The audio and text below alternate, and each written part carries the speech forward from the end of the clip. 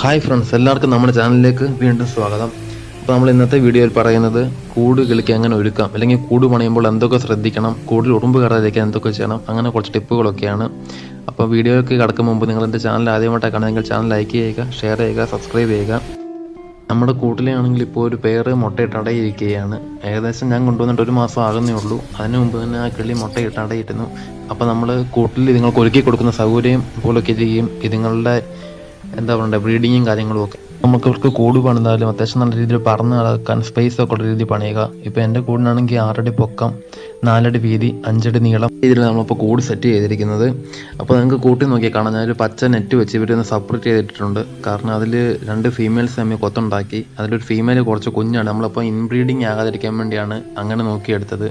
ഇൻബ്രീഡിങ്ങിനായാലുള്ള ദോഷങ്ങളൊക്കെ കുറിച്ച് അറിയാമായിരിക്കും, എന്നാൽ ഞാൻ അതിനെക്കുറിച്ചൊക്കെ വീഡിയോ ചെയ്യുന്നതാണ്.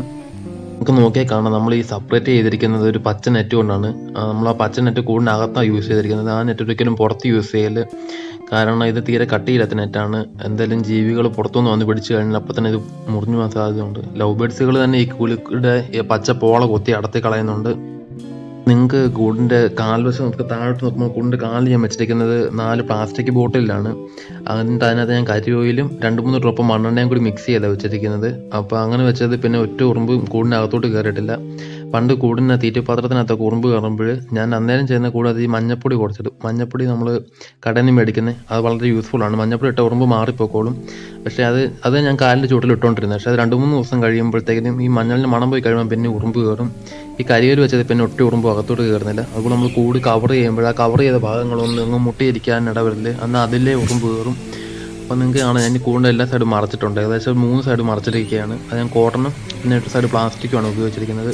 നമ്മളിങ്ങനെ മറയ്ക്കുന്നത് പുറത്തുനിന്നുള്ള കിളികളുടെ ഉപദ്രവം കുറഞ്ഞു കിട്ടും. അതുപോലെ നമുക്ക് മഴ പെയ്യുമ്പോൾ ഈ തൂവാനും ഒന്നും അടിക്കത്തില്ല. അതിൽ നിന്നൊക്കെ കിളികൾക്ക് പതിയെ മഴവെള്ളമൊന്നും അടിക്കാതെ അതുങ്ങൾ നനയാതൊക്കെ ഇരുന്നോളും. ആ ഒരു യൂസ്ഫുള്ളും ഉണ്ട്. അപ്പോൾ നമ്മൾ തൊട്ടടുത്ത ദിവസം തന്നെ കൂടിനകത്തെ കാര്യങ്ങളൊക്കെ പറഞ്ഞ് കൊടുക്കുന്ന ഫുഡും, അപ്പോൾ നിങ്ങൾക്ക് കാണിത് കടന്നൊക്കെ കൊത്തി തിന്നുന്നത്, അപ്പോൾ അതിൻ്റെ പ്രയോജനങ്ങളൊക്കെ പറഞ്ഞ് കൂടിനകത്ത് കൊടുക്കുന്ന ഫുഡും കലമൊക്കെ എങ്ങനെ സെറ്റ് ചെയ്യുന്നതൊക്കെ പറഞ്ഞുള്ള രീതിയിലുള്ള അടുത്തൊരു വീഡിയോ വരുന്നതായിരിക്കും. അപ്പോൾ അതുവരേക്കും എല്ലാവർക്കും ബൈ ബൈ.